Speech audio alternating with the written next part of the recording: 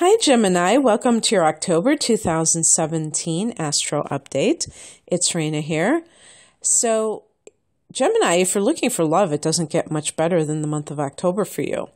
In the first place, the Sun is in the fifth house of Libra, in your case. It forms a trine to your Sun sign. They're both air signs. And the fifth house is the house that the Sun rules. So there's that extra sense of belonging and alignment with the affairs of that house. The affairs of the fifth house involve falling in love, conceiving children, conceiving creative projects. A child is a creative project, but, artistic projects. And your own business. It can also be the house of fun and games, parties, things that are just what we do as entertainment. So with the Sun in the fifth house, you may be feeling this sense of romance being in the air. If you're coupled, or if you just aren't interested in relationships, this may affect you creatively. This may be having wonderful bonding experiences with your child or somebody else's child, maybe working with children, because your sixth house is also coming into play too. Actually, Jupiter goes into Scorpio on the 10th of the month, and that's going to be in your sixth house. You've just spent the last year actually having Jupiter in the fifth house. And as I was observing, I guess you would say, to Scorpio, the sign that I did before yours in this type of reading, I've been getting remarks about my Jupiter going into Scorpio video, which, by the way, is on my channel if you haven't seen it. And there are some people that I guess were Librans or whatever, who felt like it didn't benefit them to have this transit. I think that it's always important to put things in proper perspective. When you have a transit, there's no guarantees that something is going to unfold in that area. However, the likelihood is probably greatly increased if you have a planet in that house. If it's an unoccupied house, then perhaps it may be a more subtle influence. But even, a direct hit with a planet, remember that these planets have an influence, but they don't do the work for you. At least that's not what I think. I don't think things just drop in your lap. Maybe occasionally you just have this real easy way of manifesting something that you didn't even have to lift a finger. Okay, like for instance, if you get an inheritance, that's an example of money coming to you that you didn't directly earn, or a gift of money from somebody, or of a gift of a house or whatever, something like a large ticket item. And that could even change your life, and you didn't directly do anything to earn it. So, yeah, I guess things like that happen, but in general, I feel like what Jupiter can do for somebody is expand your horizons and your outlook on your life in that area. So for you, Jupiter in the sixth house, yeah, it could mean that you all of a sudden have a crazy amount of work and you just are like, I don't even know if I can keep up with this. And it might even be to the point where it goes in the other direction. I think of the Ten of Wands in the tarot, of the burdens of success. The person having to work extra hours to fulfill their orders if they have their own business, for instance. And so be careful about what you wish for, or even be careful of what you want Jupiter to do, because you may find out that Jupiter will increase something crazily, and then you're like, how am I going to deal with this? The value of astrology is simply to make sense of what is currently going on in your life, I feel. It's like a roadmap. I remember when I first started to embrace predictive astrology by watching YouTube videos, and it actually was very comforting because I could see how some of the things that were happening to me were cyclical and that this too shall pass. But whenever people veer into the area of too much passivity, that's where it becomes a crutch, and that's no good. So just take it for what it's worth and always act accordingly for what you need to do on your end of things. And sometimes, you know, what you need to do is to just chill. The High Priestess is a good example of a card in the Tarot that speaks of non-action. And same with the Hangman, you know, a period of letting go and letting God. When you've done what you can do and now you're allowing the universe to pick up that period of time, to pick up the slack and do the rest of the job. So it really is a dance, I think, between action and non-action. So you've got that sun in the 5th house, and then on the 23rd, the sun goes into a more practical place in the 6th house, and you're all about the work, and you've got Jupiter there. You're kind of pouring that light of creativity onto your work environment, onto the schedule that you have and what you do on a daily basis. Your health you can have healing because Mercury actually goes into that house on the 17th of October, and that Mercury rules the 6th house. So Mercury can be about diets and researching what you need to do, like reading up on things. So you may be very much interested, Gemini, in some kind of health regimen for some reason. So let me just go back to the beginning of the month, because there's going to be a full moon in Aries on the 5th. And Aries, or the 11th house, did I tell you it was the 11th house? The 11th house is the house of hopes and wishes.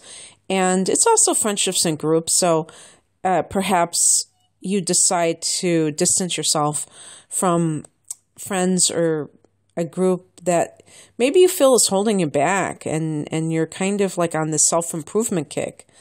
And you're looking at areas that you're being dragged down into something, and that might mean that you're kind of closing the door on friendships that you've outgrown, maybe.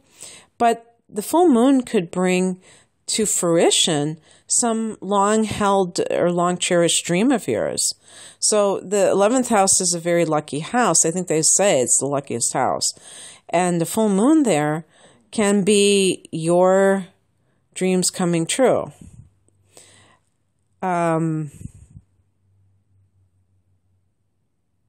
So that's exciting. You know, that's very exciting for you. And I hope that it works out for you that way. The Jupiter transit is on the 10th, and Jupiter has been in your 5th house. So hopefully, if you've been single, you have found that there are more people out there for you to date. The dating pool gets bigger. Hopefully that happened for single Geminis who wanted it. A lot of you are very independent. So it may be a case of you not wanting to be in a relationship, but you feel like I have to be because everybody else is. And that's not necessarily so. You're an individual and you have your own path, and it may simply be better for you, at least at this time, to be single if you've had this Jupiter transit and it hasn't panned out. So don't try to rush things. Even if you're an older person and you're like, well, I'm not a spring chicken, I should be in a partnership. Well, really? Should you? Do you really want it, or do you kind of want it? So Jupiter gets more practical.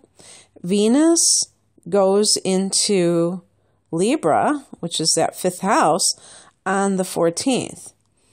And so Venus in the 5th house, very romantic. Definitely artistic and romantic energy swirling around in October. But this is what's really cool. On the 5th, which is that full moon date, and on the 6th, there's going to be a conjunction of Venus and Mars in your 4th house of home and family. So I just wonder how that would play out for you guys, because Venus and Mars are the personification of love and desire, okay? Mars is the physical component of a romantic relationship. And I sometimes think of, when they say love at first sight, a lot of times it's that compatibility with another person. And if you feel like that sense of connection with them, but not just emotionally, physically, you look at the person and it's like, that's the person I'm supposed to be with. And if we take physical attraction and we just make it into something that's base, very low level, it totally negates the fact that for some people, the physical may be the sign that they're meant to see in order to know that this is the right person for them, because of a pre-life plan or blueprint to be with a certain person or certain people along their life's journey. And if you're interested in this kind of thing, there's a book that I've read many times that utterly fascinated me, and it's called Life. I hope I get this right. It's called Journey of Souls by Michael Newton. Some of you may have read it, and it's basically what souls do between their lifetimes.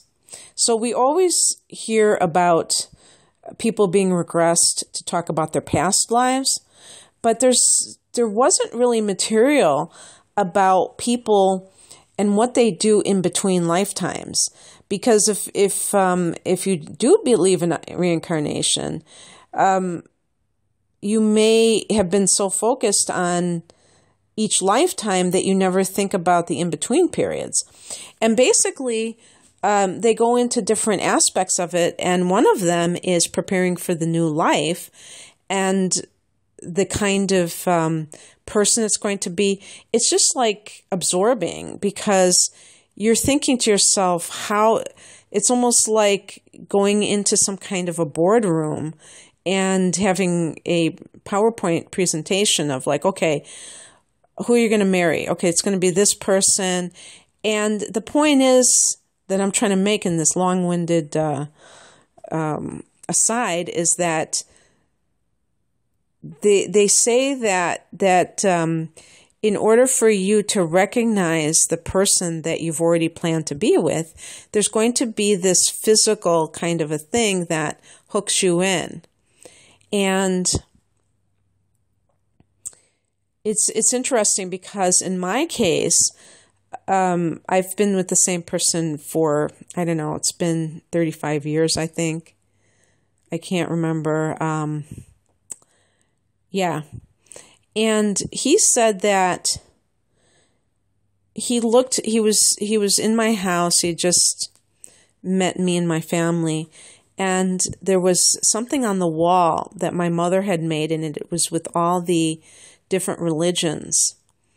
And he looked at that, and it was like, because he was into religion. And he liked all different types of religion, and that was something he thought it like really caught his eye. And he thinks now that it was a sign, because they called them signs in this book by Michael Newton. And they are like, okay, this is the person that you're supposed to be with. Now, physical attraction can be another, and it doesn't have to be conventional attraction. You see all the time people where one person is more attractive than the other. And there has to be a reason why a person, it's not just because the person who's more attractive is not petty about that. It's because they know that this is the right person for them, at least for the time being. The relationship may only last a season, but it's meant to occur on their life's journey. So check that book. And with this conjunction on the 5th and 6th in your 4th house, if you're dealing with family, for instance, you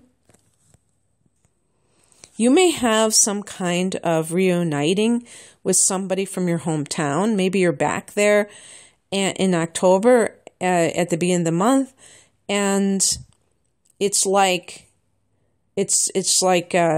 Cupid striking. Just like that instantaneous thing. Now, an important thing, too, to mention is that Uranus has been transiting the sign of Aries, and that is your 11th house of hopes and wishes. So with Uranus in the 11th, there can be these sudden strikes of good luck for you. And that might be something connected to love and connected to your family of origin or your hometown or both. So again, that's on the 5th and 6th that Venus and Mars are in conjunction.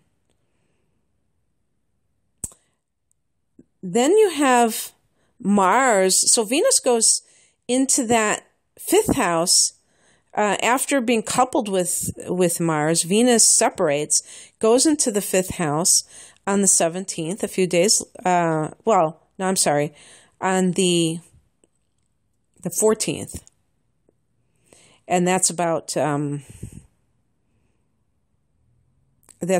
8 days later. And then that can signal even more that love is on tap for you. But then Mars enters that house as well. And that happens on the 22nd. So you have this love, this romance, and then you have the libido kicking in. And that's the physical expression of love. And so that goes into your 5th house on the 22nd. On the 19th, you have a new moon in this 5th house. So that could be a new beginning in love for you. Again, the 5th house is also creativity, home business. So that could be also for those people that you're having a lot of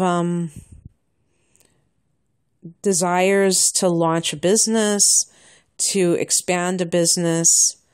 You may see financial compensation from a business because Venus can bring money when she enters a house.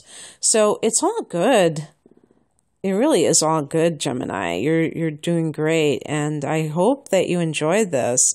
If you'd like a private reading, particularly a natal chart, because that natal chart interpretation goes right alongside this type of reading.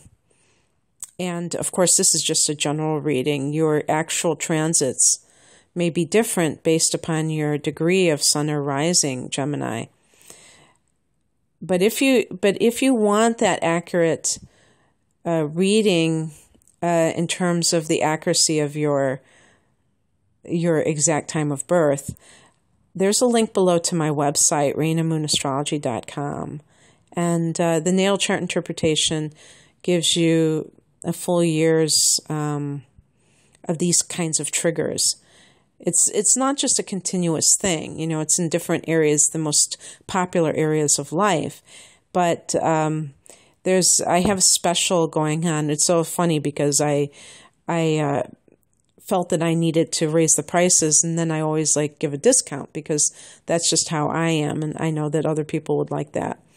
But I also have other types of readings. So anyway, I hope that for those of you looking for love, that you definitely find it in October. Take care. Bye.